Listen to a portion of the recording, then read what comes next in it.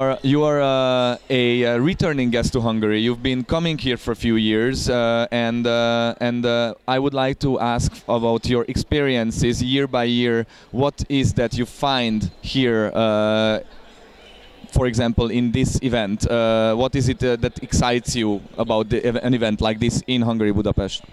Well, this is my second year. Last year was our first time in Budapest. Fell in love. It was a lot of fun to.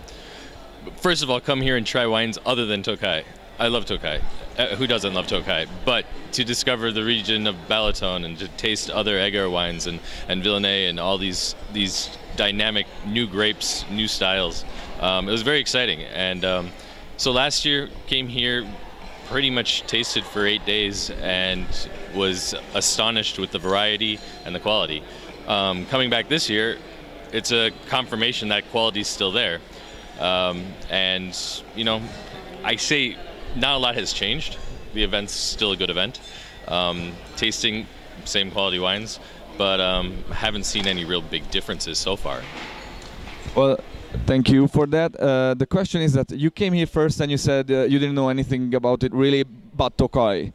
Now, coming back second year here, what is it that you could highlight the most in terms of region other than Tokaj? Wow, that's a tough one.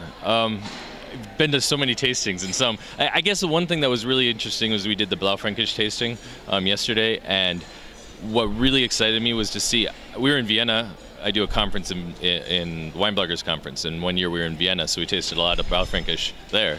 And then coming here and tasting Cake-Fränkisch, which was very exciting to see the differences and the similarities.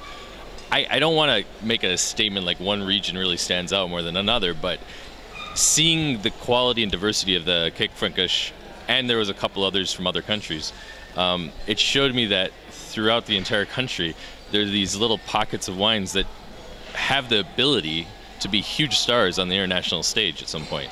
I mean, the names are going to be terrible. Herschlevelou and Jufark. Yeah. Perfect. All right. So those two, I remember the first time being astounded. Two grapes I knew because of Tokaj, but I didn't know. Tasting those by themselves. I had a Pinot Noir from Etiek region. Yeah. All right. Man, I learned something. That's cool. And I was shocked to have Pinot Noir here that made me excited. I did not expect that.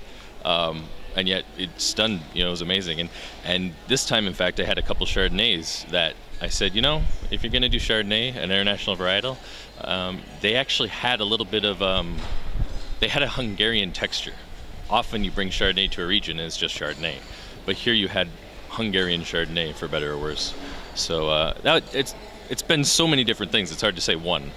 This is great, the great answer, and you have listed here quite a few wines and quite a few regions as well. Now, and you have mentioned the word pockets, and I like that because what I usually tell to my friends from other countries about Budapest, if we speak about Budapest, is that Budapest is a big city full of pockets. There's not one center like Prague. Go to the main square and then you find everything. Budapest is full of pockets, and there's the pockets for the people who want to hang out in kind of like hidden bars. There's a pocket for good restaurants. I can show you some. There are the pockets for the restaurant. There's a pocket for the museums, and that's what Hungarian wine is like. Hungary is full of wine regions which are like small pockets. So this is an interesting question that comes up next. Is that out of all these pockets you cannot highlight one, of course, but what excites you more, Hungarian white or Hungarian red? Oh, that sucks. That's just terrible. That's just cruel and unusual. In fairness, I drink more white because I live in Spain, and in Spain there's this tendency towards over-oaked, heavy reds. And so I come here, I'm excited by the whites because I get that all the time.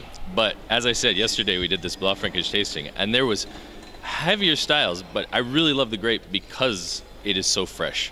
And a couple of them were just delicate, light, beautiful wines. So I'm going to hedge and say these had the characteristics sometimes of whites in a red coat. You know, they had that delicacy. But then I love the whites so damn much. There's so many good ones. I can't say it. But I haven't had many rosés yet, and Gary says there's some good rosés here, so I haven't tried those. Maybe I need to explore that too.